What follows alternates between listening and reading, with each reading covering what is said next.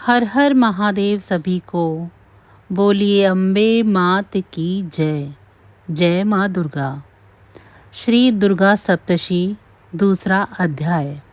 महर्षि मेधा बोले, प्राचीन काल में देवताओं और असुरों में पूरे 100 वर्षों तक घोर युद्ध हुआ था और देवराज इंद्र देवताओं के नायक थे।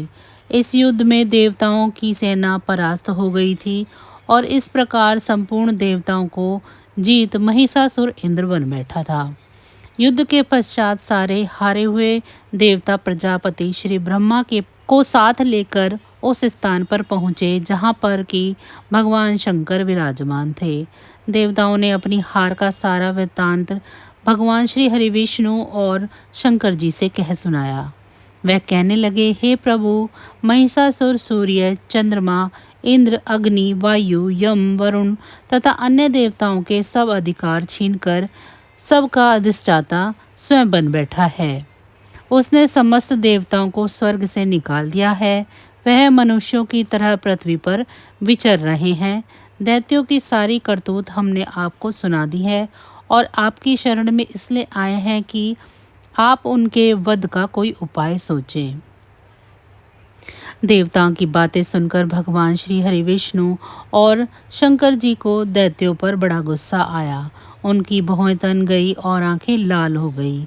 गुस्से में भरे हुए भगवान विष्णु के मुख से बड़ा भारी तेज निकला और उसी प्रकार का तेज भगवान शंकर, ब्रह्मा और इंद्र आदि दूसरे देवताओं के मुख से प्रकट हुआ।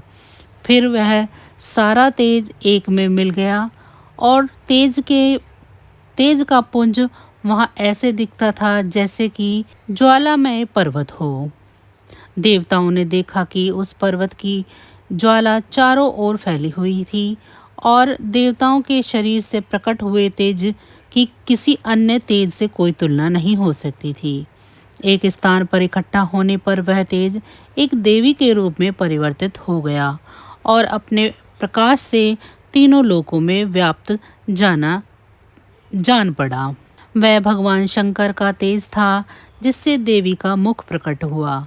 यमराज के तेज से उसके सिर के बाल बने। भगवान श्री विष्णु के तेज से उसकी भुजाएं बनी। चंद्रमा के तेज से दोनों स्तन और इंद्र के तेज से जंगा तथा पिंडली बनी और पृथ्वी के तेज से नितंब भाग बना। ब्रह्मा के तेज से दोनों चरण और सूर्य के तेज से उनकी उंगलियां पैदा हुई। वसुओं के तेज से हाथों की उंगलियां एवं कुबेर के तेज से नासिका बनी। प्रजापति के तेज से उसके दांत और अग्नि के तेज से उसके नेत्र बने। संध्या के तेज से उसकी भौहें और वायु के तेज से उसके कान प्रकट हुए। इस प्रकार उस देवी का प्रादुर्भाव हुआ था। महिषासुर से पराजित देवता उस देवी को देखकर अत्यंत प्रसन्न हुए। भगवान शंकर ने अपने त्रिशूल में से एक त्रिशूल निकालकर उस देवी को दे दिया और भगवान विष्णु ने अपने चक्र में से एक चक्र निकालकर उस देवी को दिया। वरुण ने अपने चक्र में से एक चक्र निकालकर उस देवी को दिया। वरुण ने देवी को शंख भेंट किया। अग्नि ने इसे शक्ति दी। वायु ने उसे धनुष और बाण दिए। सशस्त्र नेत्रों वाले श्री देवराज इंद्र ने उसे अपने वज्र से उत्पन्न करके एक वज्र दिया और ऐरावत हाथी का एक घंटा उतारकर देवी को भेंट किया। यमराज ने उसे कालदंड में से एक दंड दिया। वरुण ने उसे पाश दिया। प्रजापति ने उस देवी को स्फटिक की माला दी और ब्रह्मा जी ने उसे कमंडलू दिया। सूर्य ने देवी के समस्त रोमों में अपनी किरणों के तेज से भर दिया। काल ने उसे चमकती हुई ढाल और तलवार दी और उज्जवल हार और दिव्य वस्त्र उसे भेंट किए और इनके साथ ही उसने दिव्य चूड़ामणि दी। 2 कुंडल, कंगन, उज्जवल अर्धचंद्र, बाहों के लिए बाजूबंद, चरणों के लिए नुपुर, गले के लिए सुंदर हसली और उंगलियों के लिए रत्नों की बनी हुई अंगूठियां उसे दी। विश्वकर्मा ने उनको फरसा दिया और उसके साथ ही कई प्रकार के अस्त्र और अभेद्य कवच दिए। और इसके अतिरिक्त उसने कभी न कुम्हलाने वाले सुंदर कमलों की मालाएं भेंट की। समुद्र ने सुंदर कमल का फूल भेंट किया। हिमालय ने सवारी के लिए सिंह और तरह तरह के रत्न देवी को भेंट किए।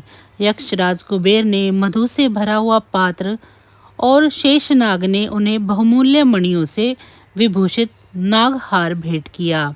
इसी तरह दूसरे देवताओं ने भी उसे आभूषण और अस्त्र शस्त्र देकर उनका सम्मान किया। इसके पश्चात देवी ने उच्च स्वर में गर्जना की। उसके इस भयंकर नाद से आकाश गूंज उठा। देवी का वह उच्च स्वर से किया हुआ सिंहनाद समा न सका। आकाश उनके सामने छोटा प्रतीत होने लगा। उससे बड़े जोर से प्रतिध्वनि हुई, जिससे समस्त विश्व में हलचल मच गई और समुद्र कांप उठे। पृथ्वी डोलने लगी और सबके सब पर्वत हिलने लगे। देवताओं ने उस समय प्रसन्न हो सिंहवाहिनी जगतमयी देवी से कहा, हे देवी, तुम्हारी जय हो। इसके साथ महर्षियों ने भक्ति भाव से विनम्र होकर उनकी स्तुति की। संपूर्ण त्रिलोकी को शोकमग्न देखकर दैत्यगण अपनी सेनाओं को साथ लेकर और हथियार आदि सजाकर उठ खड़े हुए। महिषासुर के क्रोध की कोई सीमा नहीं थी। उसने क्रोध में भरकर कहा, यह सब क्या उत्पाद है।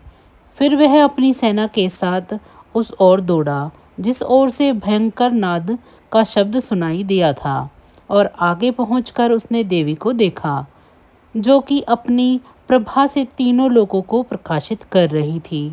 उसके चरणों के भार से पृथ्वी दबी जा रही थी। माथे के मुकुट से आकाश में एक रेखा सी बन रही थी, और उसके धनुष की टंकोर से सब लोग क्षुब्ध हो रहे थे। देवी अपनी सशस्त्र भुजाओं को संपूर्ण दिशाओं में फैलाए खड़ी थी। इसके पश्चात उनका दैत्यों के साथ युद्ध छिड़ गया और कई प्रकार के अस्त्र शस्त्रों से सब की सब दिशाएं उद्भासित होने लगी। महिषासुर की सेना का सेनापति चिक्षुर नाम का एक महान असुर था। वह आगे बढ़कर देवी के साथ युद्ध करने लगा और दूसरे दैत्यों की चतुर्गणी सेना साथ लेकर चमार भी लड़ने लगा, और 60,000 महारथियों के साथ लेकर उदग्रह नामक महादैत्य आकर युद्ध करने लगा। और महाहनु नाम असुर 1 करोड़ रथियों को लेकर असिलोमा नामक असुर 5 करोड़ सैनिकों के साथ लेकर युद्ध करने लगा। वाशकाल नामक असुर 60 लाख असुरों के साथ युद्ध में डटा रहा। विडाल नामक असुर 1 करोड़ रथियों सहित लड़ने को तैयार था। इन सब के अतिरिक्त और भी हजारों असुर हाथी और घोड़े साथ लेकर लड़ने लगे, और इसके पश्चात महिषासुर करोड़ों रथों, हाथियों और घोड़ों सहित वहां आकर देवी के साथ लड़ने लगा। सभी असुर तोमर, भंदीपाल, शक्ति, मूसल, खड्गों, फरसों, पट्टियों के साथ रणभूमि में देवी के साथ युद्ध करने लगे। कई शक्तियां फेंकने लगे और कई अन्य शस्त्र आदि। इसके पश्चात सबके सब दैत्य अपनी अपनी तलवारें हाथ में लेकर देवी की ओर दौड़े और उन्हें मारने के लिए उद्योग करने लगे, मगर देवी ने क्रोध में भरकर खेल ही खेल में उनके सब अस्त्रों शस्त्रों को काट दिया। इसके पश्चात ऋषियों और देवताओं ने देवी की स्तुति आरंभ कर दी, और वह प्रसन्न होकर असुरों के शरीर पर अस्त्र शस्त्रों की वर्षा करती रही। देवी का वाहन भी क्रोध में भरकर दैत्य सेना में इस प्रकार विचरने लगा जैसे कि वन में दावानल फैल रहा हो। युद्ध करती हुई देवी ने क्रोध में भर जितने श्वासों को छोड़ा, वह तुरंत ही सैकड़ों हजारों गणों के रूप में परिवर्तित हो गए। फरसे, भिंदीपाल, खड़ग तथा पटिश इत्यादि अस्त्रों के साथ दैत्यों से युद्ध करने लगे। देवी की शक्ति से बड़े हुए वह गण दैत्यों का नाश करते हुए ढोल, शंख और वह मृदंग बजा रहे थे। तदंतर देवी ने त्रिशूल, गदा, शक्ति, खड़ग इत्यादि से सशस्त्रों असुरों को मार डाला। कितनों को घंटे की भयंकर आवाज़ से ही यमलोक पहुंचा दिया। कितने ही असुरों को उसने पास में बांधकर पृथ्वी पर धर घसीटा। कितनों को अपनी तलवार से टुकड़े टुकड़े कर दिए और कितनों को गदा की चोट से धरती पर सुला दिया। कई दैत्य मूसल की मार से घायल होकर रक्त वामन करने लगे और कई शूल से छाती फट जाने के कारण पृथ्वी पर लेट गए और कितनों की बाण से कमर टूट गई। देवताओं को पीड़ा देने वाले दैत्य कट कट कर मरने लगे। कितनों की बाहें अलग हो गई, कितनों की ग्रीवाएं कट गई, कितनों के सर कट कर दूर भूमि पर लुढ़क गए, कितनों के शरीर बीच में से कट गए और कितनों की जंघाएं कट गई और वह पृथ्वी पर गिर पड़े। कितने ही सिरों व पैरों के कटने पर भूमि पर से उठ खड़े हुए और शस्त्र हाथ में लेकर देवी से लड़ने लगे और कई दैत्यगण भूमि में बाजों की ध्वनि के साथ नाच रहे थे। कई असुर जिनके सर कट चुके थे बिना सर के धड़ से ही हाथ में शस्त्र लिए हुए लड़ रहे थे। दैत्य रह रहकर ठहरो ठहरो कहते हुए देवी को युद्ध के लिए ललकार रहे थे।